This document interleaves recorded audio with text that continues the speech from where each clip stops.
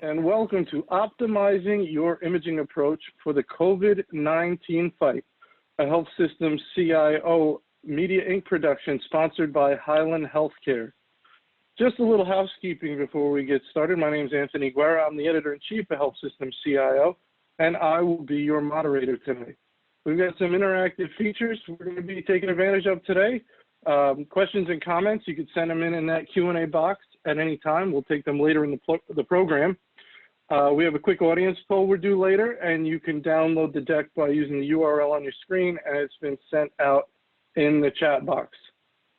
Just so you see how we're going to spend our time today, we're going to go about 35 minutes with our main panel discussion featuring Joseph Marion, Principal with Healthcare Integration Strategies, Brandon Taggart, Founder and Principal Consultant with Konfidi Healthcare IT Consulting, and Chris Magyar, Senior Product Manager, Enterprise Medical Imaging with Hyland. So let's jump right into our discussion. Joe, let's start with you. Can you give me an overview of your organization and your role? Sure. I've been in healthcare for 40 plus years. I've spent 20 some years with a major equipment vendor in imaging, and have been on my own for 20 plus years in terms of consulting and starting with PACS and emerging into enterprise imaging, addressing both radiology, cardiology, and all of the ologies in some instances. So that's pretty much it. Very good, Joe. Thank you. Brandon? Hi, I'm Brandon Taggart. I'm founder and principal consultant of Konfidi Healthcare IT Consulting. We're a full-service consulting firm that provides strategic direction with regard to enterprise imaging, anything from assessment and discovery, RFPs, and implementation. My personal background, I started out in the clinical realm, then came out of the clinical and actually went into business world for a period of time in terms of commercial real estate, and then pulled back into the medical world to be a longtime consultant with Ascendian Healthcare IT Consulting. From there, I worked my way up and have had a lot of great experiences, worked with a multitude of organizations, both on the clinical, operational, and technical sides. At this point in my career, I think I've seen a multitude of different things, and I like to be able to lend my experiences to those that I might be able to help. And very good. We're looking forward to the discussion. Chris? Hi, Chris Magyar, representing Hyland. Hyland's a leading content services provider for multiple industries, but in particular for healthcare. Our solutions span all types of management capabilities for documents about the patient or medical images of the patient, including document management for back office solutions for the healthcare enterprises.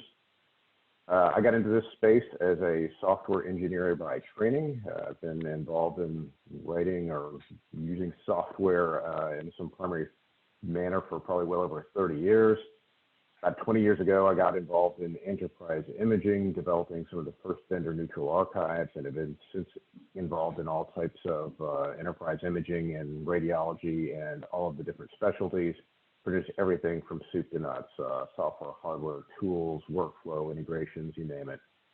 My particular responsibility right now is product management for Hyland's enterprise imaging portfolio of products and solutions, which includes technologies for image acquisition and workflow, storage, management, viewing, workflow orchestration, et cetera.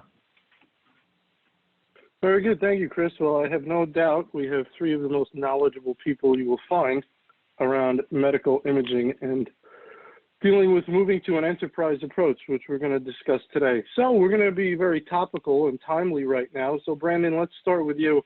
Talk about the impact you think COVID-19 is having on health systems from an imaging point of view. Well, from an imaging point of view, it's really the fact that we're having to operate in a remote environment at this point. A lot of radiologists are being sequestered to their homes and having to read remotely. For the organizations that have already prepared for this, For the most part, it's business as usual, but there's a few caveats there that become kind of problematic. Mammography comes to be one of them, in which most organizations have not set up appropriate parameters to be able to read mammography. There's also FDA MQSA guidelines that they have to follow. So those things become complicated and end up making kind of a sacrificial lamb, if you will, of some of the radiologists that do need to actually go in and be physically present. Luckily and not luckily, due to the COVID-19, a lot of those procedures, especially with mammography and outpatient procedures, have dropped drastically in terms of volumes. That has had a huge huge impact on not only imaging, but health systems as a whole in terms of the revenue. That is causing some major impacts and affecting the ability to staff effectively. So there is this calm before the storm with a multitude of organizations. We hear about San Francisco, we hear about New York, on the fact that it is obviously they're inundated at this point. But we also have all those other communities and even rural communities in which they haven't been hit yet. And in terms of the effects on them, it's those lowered revenues, those lowered volumes that are really affecting them. And they're sitting there wondering, well, how do we effectively manage this? Do we cut back our staff if we're waiting for the surge that's to come? Because all these patients are going to need to be seen. So those are the major impacts that I'm seeing out there currently. And it is a mixed bag depending on timeline of where they stand currently. Very good. Chris? I think Brandon did an excellent job of describing that. We're looking at our existing customers that have implemented our solutions to deal with some of the challenges that are coming up. The first one that Brandon mentions is the remote reading challenge. And that's sort of a really interesting technical puzzle, and we'll drill into that in some more depth here in a moment. Another interesting thing that we're seeing coming up is the increased use of point-of-care ultrasound for COVID-19 early assessment, and the notion of dragging a patient into your CT room to get a scan. It's an expensive process. You risk contamination. It may be completely appropriate for somebody who's got an advanced acute respiratory distress syndrome going on, but I think that ultrasound workflow is interesting as well. So those really trying to figure out how we go to our existing customers who may have invested in our technology from a clinical review, enterprise yield perspective, but perhaps not leveraged all of the diagnostic or particularly remote reading diagnostic capabilities. How do we help them in that transition?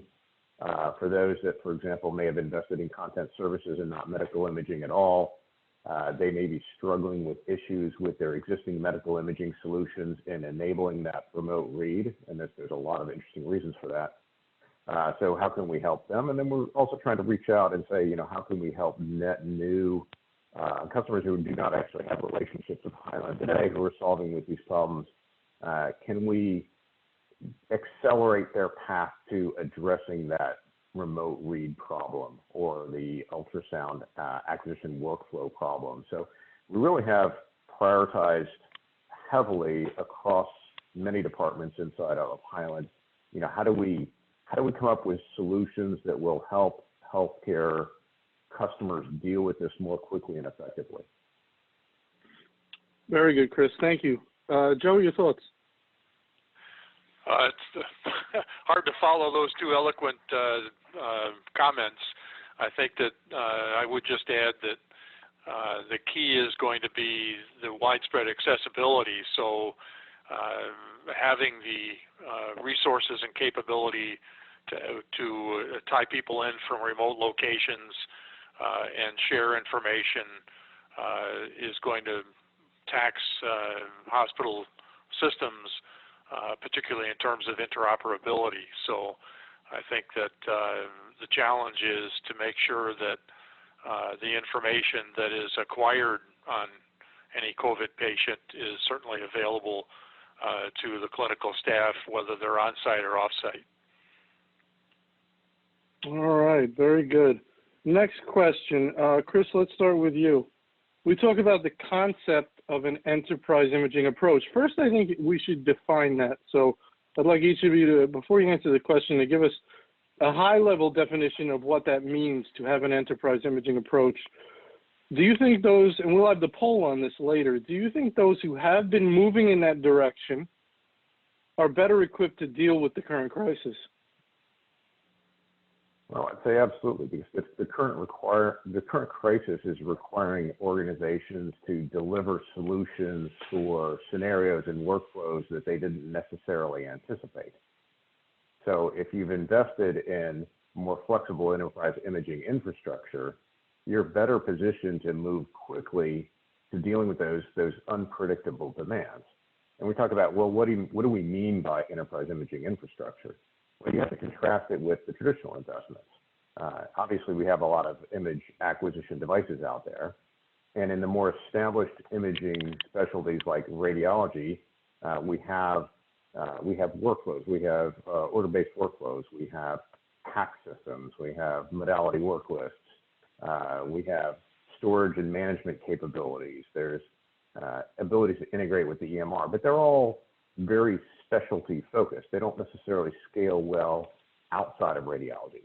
And the further you go out towards the edge specialties, the more likely you're going to move from a departmental specialty imaging system that may not integrate well with the enterprise to just free-floating acquisition devices that aren't integrated into any kind of meaningful workflow or capture mechanism. So organizations that have invested in enterprise imaging, they may have an enterprise mechanism for dealing with order and encounter-based workflow in any specialty. They may have storage and management capabilities for their medical imaging that spans all of their specialties and all of their facilities. They may have viewing capabilities that span all of the above that are integrated nicely in with their EMR. So you basically get a single view of the comprehensive patient imaging record. Organizations that have done this, and I didn't even get into infrastructure, but that have made those investments can look at the kind of demands that we just put on the table and move much more quickly to delivering solutions for that. Very good, Joe. I think one of the major challenges that we all face is the definition of enterprise imaging, and I think that's been one of the major stumbling blocks, is that there is no widespread, acceptance of a common enterprise imaging definition. So it can mean anything from tying a few image services together to all the way to the full implementation across all imaging services.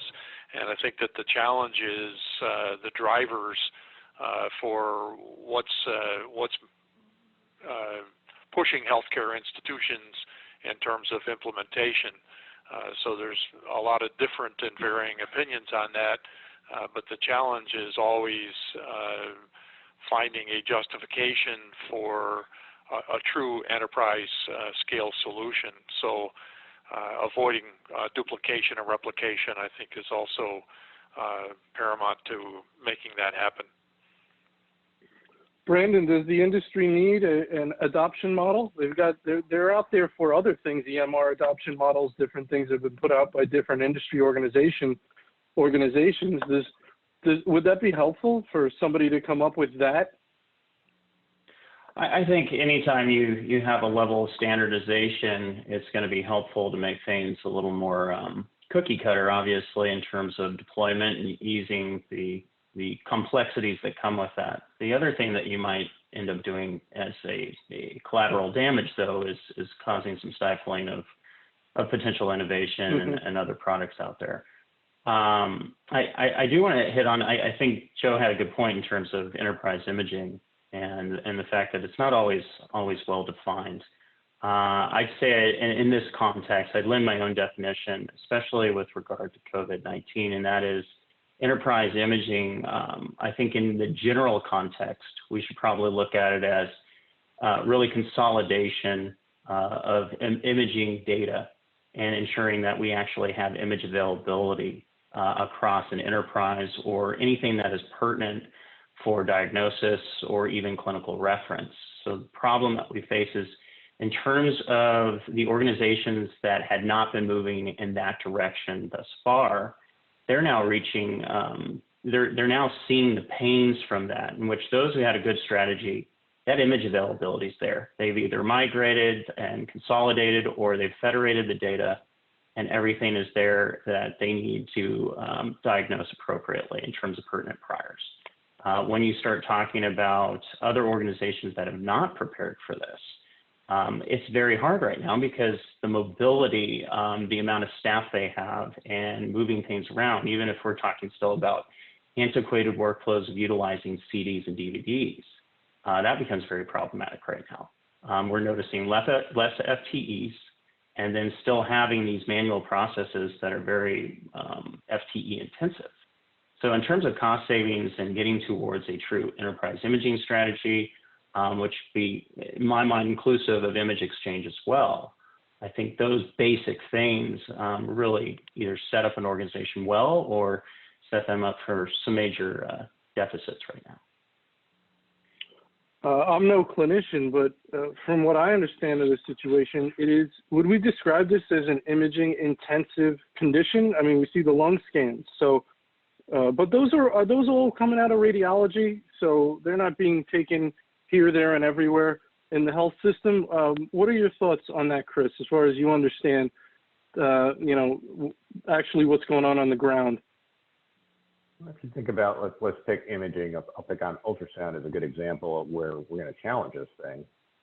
If I've got patients scattered all over the hospital in areas where I'm segregating my COVID-19 patients from other areas in the hospital, and I'm doing imaging, I'm bringing imaging to them, portable ultrasound devices are very attractive relative to a cart, relative to dragging somebody to a CT scanner or something like that down in radiology. So then you have to ask yourself, great, these organizations, we're seeing buy requests for significant numbers of these portable ultrasound devices. How is that integrated into radiology? Are you doing an order for every one of those things? Are those devices DICOM enabled so they can do a DICOM store out? Are they DICOM modality work list enabled? Can I query a work list from an order that probably doesn't exist to get patient demographics and procedure information? Can I put it together and store it and save that so it becomes part of that medical record and accessible to any other physician future in the treatment of patients? We see how they're changing over time. So I think kind of the traditional radiology model is being stretched, and if I just focus on that point of care ultrasound space, it's bringing the same encounter-based point of care ultrasound problems that you see outside of radiology are now being faced by the enterprise as a whole. You want to think about it as radiology, and it may be covered under radiology, but are they really well positioned to deal with it? Joe, any thoughts on that, Joe?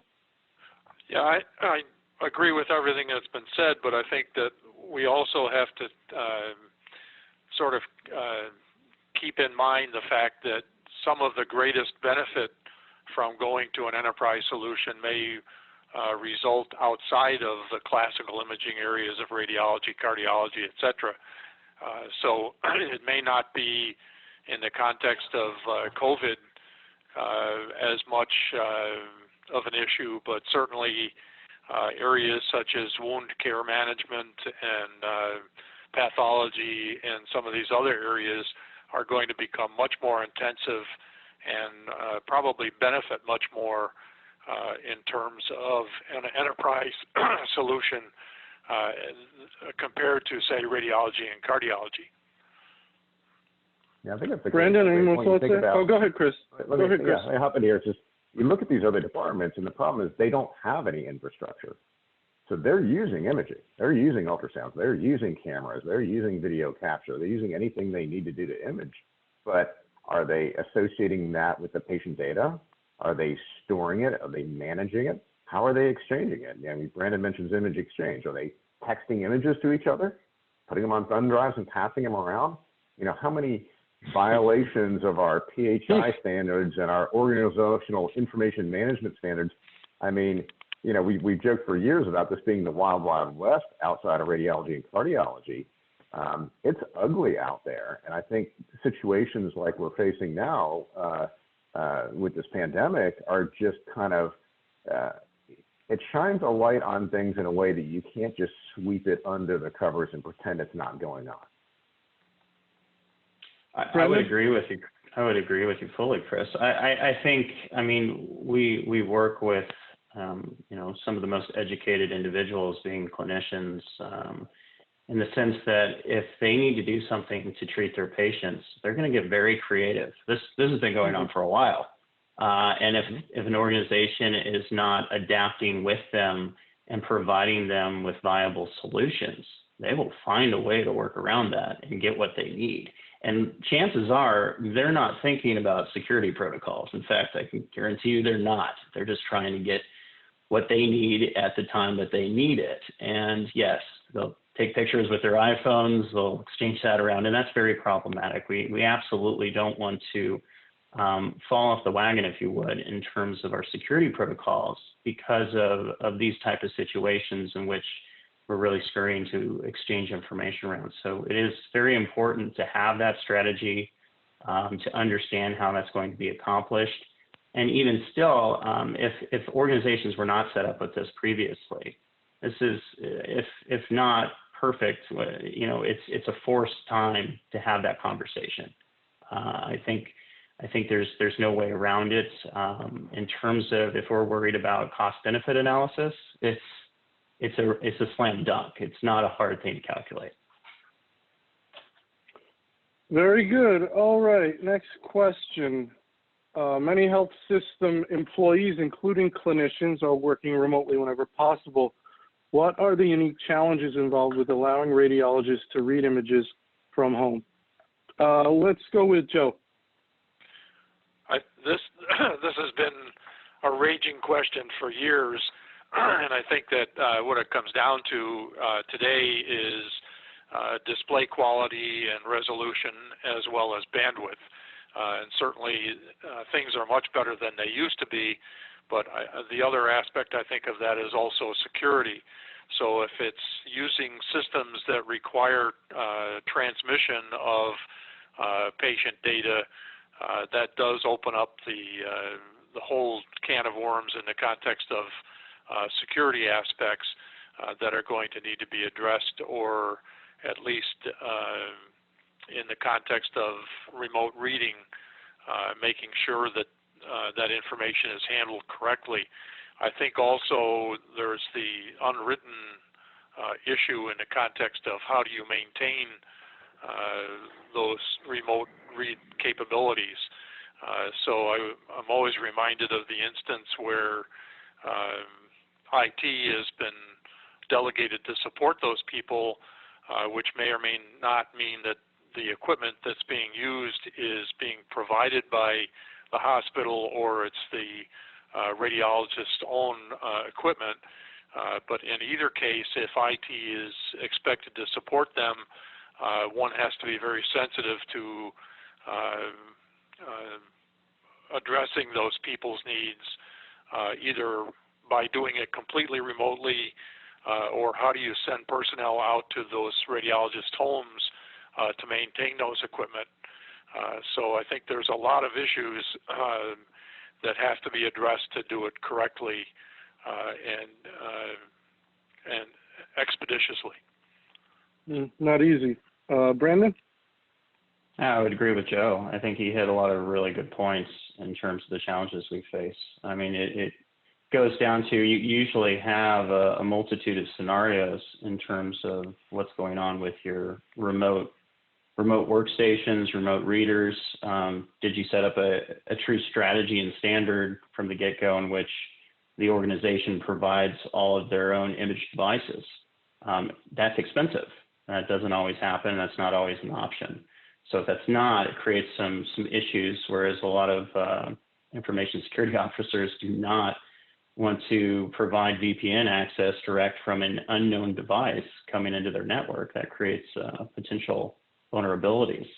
And what I would say to that is when these VPNs are set up, I thought I lost the camera there. When these VPNs are set up, really want to make sure that they're locked down. that they're not open to the entire network of the organization, because that could introduce some other vulnerabilities there from an information security perspective as well. I think that's probably the most important thing to be concerned with right now, because when we have times like this, unfortunately, there are individuals and groups out there that take advantage, and we want to make sure that we're staying protected with our secure information. Chris, Joe, and Brandon both mentioning security as one of the big issues, and managing the whole situation. The organization sounds like it has to really decide how committed it's going to be to standing something like this up, and there's a significant amount of investment involved on a lot of people's parts. So your thoughts? I'm going to get kind of concrete about some of this stuff, because I mean, if the organization did it in the past and they're set up for remote reading, that's one thing. But I think the majority of organizations are not set up for their entire radiologist workforce to read remotely. And when you start looking at the deals, okay, what kind of PCs do they have at home? Are they on IBM and Macintosh? What's their CPU speed? Is this an old machine from way back? A laptop? What kind of memory do they have on this thing? What's the requirements of the application, the PACS workstation software that's being installed? Do they have the appropriate monitors? What operating system are they running? Are they running a supported version of Windows, for example? What does their home networking look like? Are they hardwired? Are they wireless? Is it running well? What's the provider bandwidth and latency on this thing? We mentioned the VPN. Do they have an appropriate place in the house to read from? I mean, how many people have you seen working from home right now with their, families and kids and dogs running through because there's not a good spot in the house to do it? You get into what about the libraries that need to be installed, supporting libraries for the software, the radiology workstation application itself.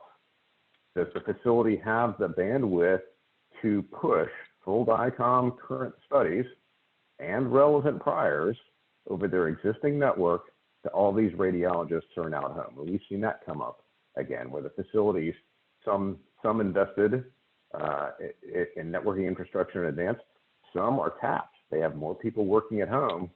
They're already pegging the ability to get that data out onto the WAN, into the cloud, onto the desktops of the people working remotely. And now you're going to add a radiology load on top of that. It may simply not be feasible for them. And that's where, other things start looking at other approaches for dealing with this. Cloud models, server-side rendering models, things that change the rules in some way from the traditional kind of heavy radiology workstation client. And then you also have to think about integrations. How are you driving your work list, right? Is your work list running remotely too, and you're launching that application on a local desktop? What about your dictation?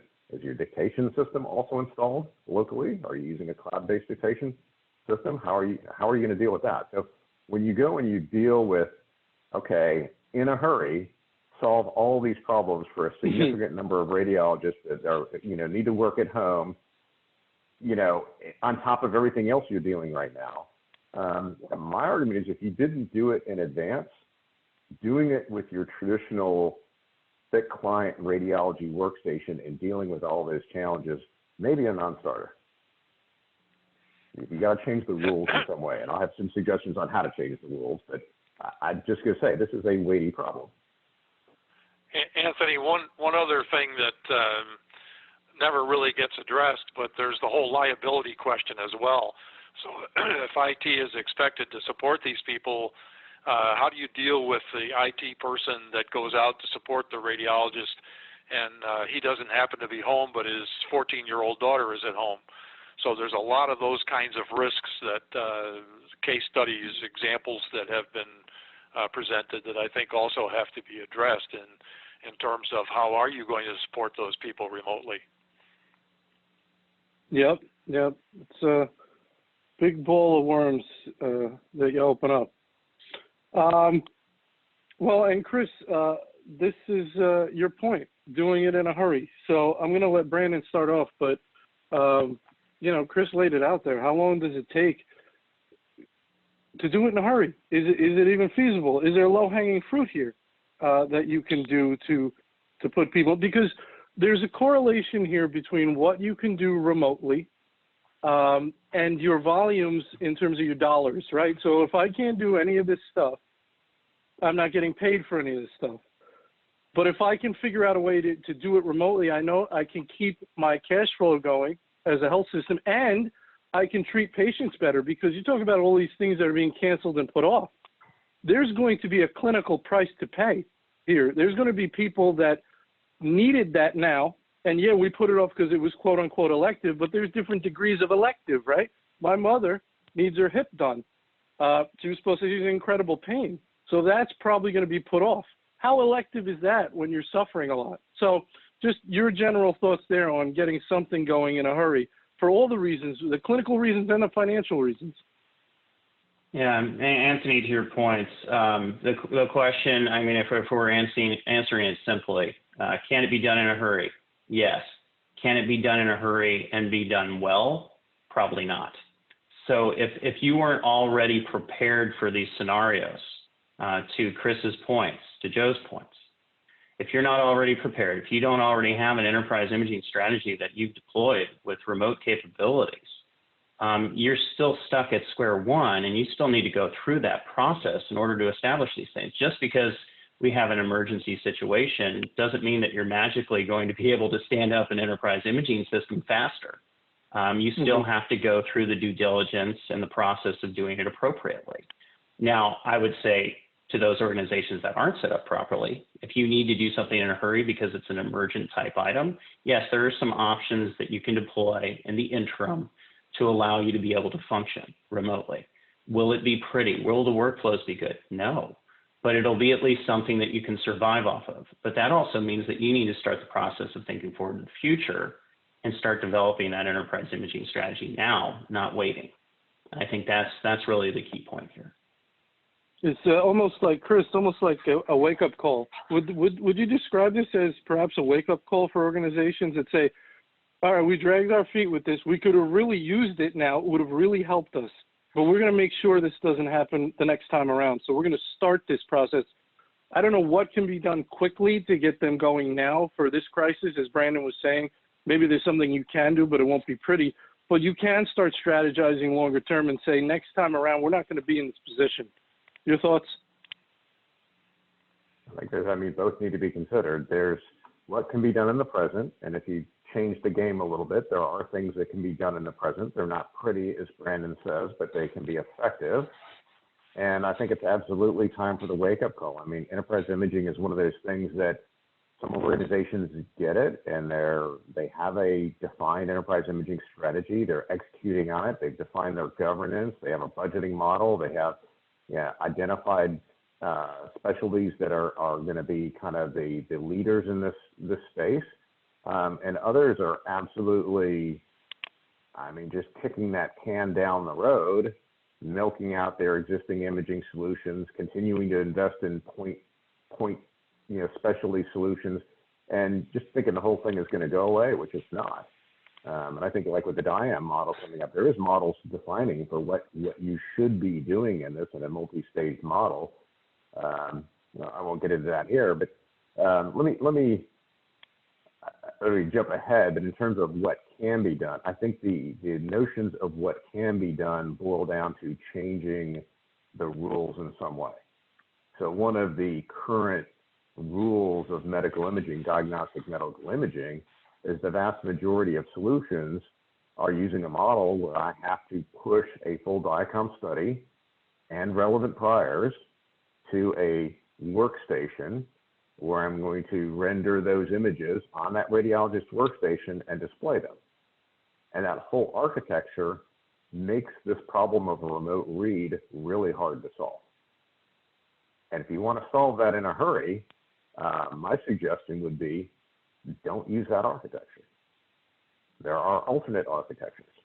And the one I'll propose here, and I'll disclaim, we have a solution that does this, so don't think I'm not a biased point of view on this, but I think this is a fair, realistic assessment. If I can do the work, the server-side rendering work in my data center, I can push those images to, say, a virtual machine in my data center where I do the rendering work that would have occurred on the radiologist desktop, and then I HTTPS stream that data to a browser, any browser on any device, sitting on whatever that radiologist is running, Mac, PC, whatever, and I have some appropriate monitors, glass to look at that on. I've just made the problem vastly easier to solve. If I take it one step further, and this is a plus-minus situation, if I do the rendering in the cloud, right, now I don't really have that dependency to set up VMs and whatnot inside the data center of the organization, but I've created the problem that I still need to push those DICOM studies from on-premise into the cloud where they can be rendered and served to the radiologist. So I think the way of making this easier from a radiologist perspective is, while it can be done, the notion of using the traditional client-side rendering model and pushing full studies out there, if you haven't prepared for this thing and that's the model you're trying to use, I think you're in trouble. Joe, that's a lot to react to there. Sorry. Yeah, I would express it in this way. I would say that I think there's a major differentiation in the context of talking about utilizing existing diagnostic systems such as a radiology PACS to address just the radiologist, as opposed to if you're on a path for a real enterprise scale solution, then you probably have had to look at the question of how do I interoperate imaging with the EMR. And I think that that's a key aspect in the sense that if you have image-enabled your EHR, then you do have a mechanism to present some level of imaging to a broad range of clinicians, and that's more of a true enterprise issue than, say, allowing a radiologist or a cardiologist to view images in their home. So I think that from a rapid deployment perspective or whatever, if the hospital has addressed integration with the EHR, then it does present an opportunity for at least some capability of presenting image to clinicians external to the facility, and that may be a more valuable long-term aspect than just being able to provide the clinician, the diagnostician, with their PACS system in their home. So there is that differentiation, and it's going to be a question of where do people find the best bang for the buck. Brandon, you want to react to anything Chris or Joe said? I think they both have really good points. I mean, what it comes down to is what was stated earlier, is if you don't have the strategy already there are a multitude of solutions out there. Chris touched on it in terms of a streaming viewer. I mean, it's night and day if we're talking about antiquated traditional PACS architecture. Yeah, you're going to have some major limitations in terms of the size of the data sets you're trying to move across the network. It's going to be problematic. Strategies that can be deployed. The question is, do you already have them in place, and what is it that you want to do long term? If we're just patching, it's kind of an interesting patch strategy to go with in the interim. I think you want to make sure you're thinking it through in terms of the long term benefits as well. All right, very good. Joe, let me get this one over to you. What are the roles AI and clinical decision support might play in terms of diagnosing and treating COVID-19?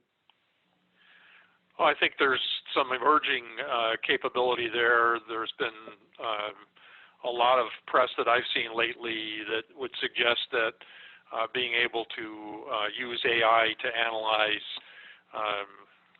chest films probably has some merit in terms of detecting COVID. So I think that certainly AI is going to play a role in terms of diagnosis. And then in terms of clinical decision support, probably not as big of an impact at this juncture, given that perhaps portable ultrasound and regular chest X-ray may be more valuable at this point. There's been a lot of controversy in the context of suggesting whether CT is appropriate for COVID diagnosis. So the clinical decision support is probably going to apply more towards the high-end imaging devices like CT and MRI than some of these other areas. But there may be some benefit to be derived in the context of some of the rule sets developing or emerging in support of COVID diagnosis. Also, I'd suggest that the whole notion of AI and clinical decision support may have more value outside of the classical imaging areas than inside.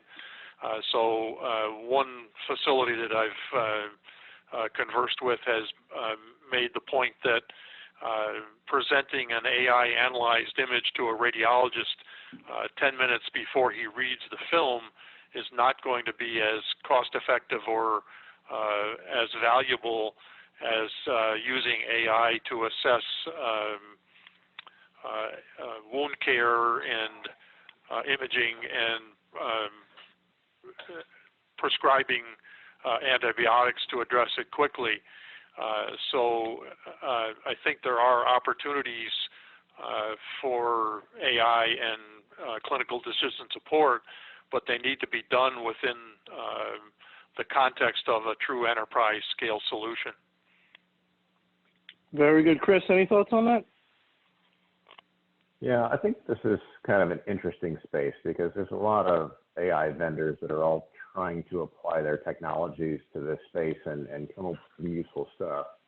I'll pick one particular example that we're working with. We have a partner that we license some of our image analysis segmentation capabilities to that develops a lung product that basically uses artificial intelligence and machine learning to analyze chest CTs and come up with all kinds of interesting views, topographical NPRs, quantitative analysis, looking at different segments of the lungs and the level of compromise and whatnot. And you can use some basic DICOM integrations to send, say, a CT series. They do their magic and they create some results. They create some images, they create some reports, kind of the same model that you see with a lot of these AI algorithms. And they're trying to figure out how to leverage their existing capabilities and apply it in the COVID-19 era. And I have no idea how fast or how effective that's going to be. That's really outside my core area of expertise.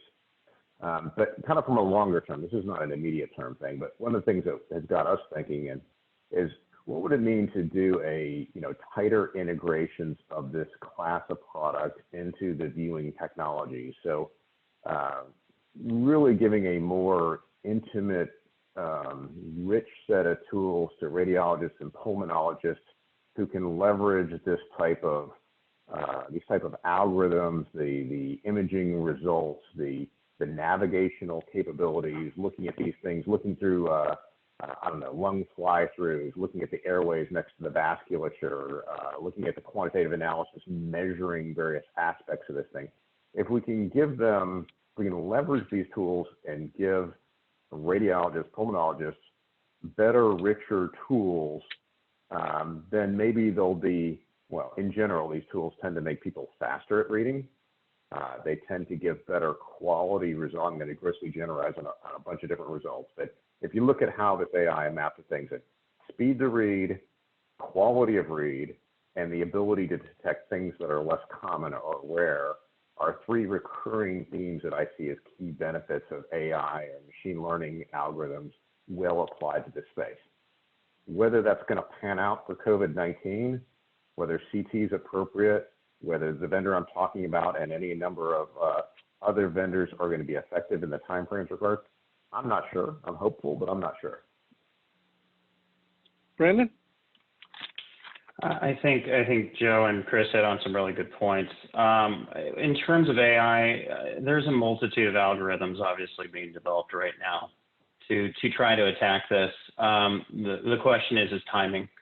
I mean, I really hope that it is a good exercise, but a wasted effort in the fact that we're able to pull ourselves out of this before those things even come to fruition to be able to assist us. I think clinical decision support, as Joe alluded to, is definitely going to probably play more of a key factor in terms of making sure we're appropriately triaging patients based off of infection. In terms of the screening techniques, I mean, we have chest X-ray as our basic, and then we also have point-of-care ultrasound. The beauty that comes with, say, point-of-care ultrasound is there's less stuff to clean. When we put a patient into a CT room, if we don't have a designated CT scanner or a facility doesn't have multiple CT scanners, you're having to clean that room each time to make sure that you're not potentially exposing other patients. That is an incredibly inefficient workflow. And any place that has a CT scanner, and the multitudes, I mean, they're usually running that scanner 24/7, depending on the size of the facility. So having an interruption like that becomes very problematic in terms of being able to serve enough patients appropriately. So if you can use other screening mechanisms to try to triage, I think that, especially with less cleanup, that provides some value there.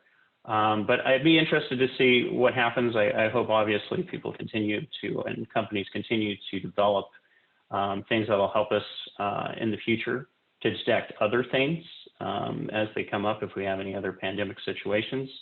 I think this is all a learning lesson right now. But in terms of the role right now, I think it's very hard to say. All right, very good. I want to quickly get out our audience poll, which is going to be launched right now. I can get our panelists to vote as well. Organizations that have moved towards an enterprise imaging approach have been in a better position to deal with the COVID-19 pandemic. So record your votes. I think I know what our panelists are going to say, but let's all vote, and then we'll take a look at that. We don't have too much time left, but I do want to get to our Ask a Co-Panelist feature. I want to start with Chris. Please go ahead and ask your co-panelists a question. Sure. Brandon or Joe, either one. In terms of the... You can put it to both. Yep. Both of you. In terms of organizations, in terms of their preparedness or lack of preparedness for this COVID-19, can you give me any kind of concrete characteristics of things that maybe they did that put them in a better position, or things that they failed to do that is making their life a lot more difficult right now? Joe, you want me to fire on Go that ahead, first? Joe. I think that one of the key aspects in terms of their response, as well as the whole question of enterprise imaging, is in the context of governance. So facilities have to put together a governing organization or committee, if you will, that addresses all of the imaging needs and make sure that there's proper representation on that so that there aren't areas that are being overlooked. And I think that if a facility has had some level of governance and an ability to address IT issues in that context, that they're going to be better positioned to deal with emergencies such as COVID. Brandon, you can chime in. I think you hit the number one item on the head. Obviously, if you don't have the appropriate representation from the get-go, you're not going to get very far. The other is decision making in terms of what that steering committee or governance committee decides upon. You think about what type of technology they're utilizing. So if they're going with the traditional PACS model, which still happens to this day, it might be appropriate for some organizations up until this point of realizing the need for some more robust remote capabilities. That may change their approach going forward. So I think in terms of being prepared, it comes down to number one after governance is probably network infrastructure, depending on the solutions that are being deployed. All right, very good. Chris, we've got our poll results in. You want to take a guess before I share them at the breakdown? Percentage. Give me a percentage, Chris. Come on. Percentage? give the people who would be attending this type of thing, I'm going to guess we're probably about 80 or 90% minimum. Agree? 80 per 90% agree? Well, let's share the results. 94%. Yay, Chris. Well done. You get a prize. It's in the mail. Just kidding. Very good. Chris, I'm going to give you an opportunity for any final thoughts, and then we're going to wrap it. So anything you want to leave the audience with, just your thoughts. They're going to be on the gamut from people who listen to this, farther along to nowhere at all, to everywhere in the middle. So any kind of general advice to give them on this topic? The general advice is if you don't have an enterprise imaging strategy and governance in place right now, you need to really rethink this. I think tactically, and I'm going to say this obviously for the benefit of my company, but more importantly for the benefit overall, we're actually working on a solution that we can make available to our customers and to not necessarily Hyland customers, any customer, a mechanism that can help solve the problem of reading at home or capturing ultrasounds and making sure that you're getting good quality metadata and storing that in whatever your repository of choice is. We're trying to figure out ways within the enterprise imaging space in Hyland of giving you tools that can be quickly implemented to address this problem. So if that's a problem that you're facing and you're interested in hearing what I have to say, please reach out to us and we'll see what we can do for you. And we're just trying to, at the end of the day, I don't want this to sound commercial. We want to do the right thing first, right? We're all affected by this. I'm personally affected by it. I've got challenges in my family where all of this stuff is having a material impact on my life. I would really like us all to think hard about what we can do to make this a better situation. Very good, Chris. Well said. Well said. All right, that's about all we had time for today. Regarding continuing education, you can use our final slide in this deck for your CEU needs. You'll receive an email when the on-demand recording has been posted to our YouTube channel and to Hyland's partner channel that they have with us. If you'd like to sponsor one of our upcoming events or book a custom event, you could reach out to Nancy Wilcox from our team. And you could go to our site to register for our scheduled upcoming webinars. With that, I want to thank our panel, brilliant folks, some of the best imaging minds you're going to find, Joe Marion, Brandon Taggart, and Chris Magyar. And I want to thank Hyland Healthcare very much for making this conversation possible. I want to thank you for attending. So with that, everybody have a wonderful day. Thank you.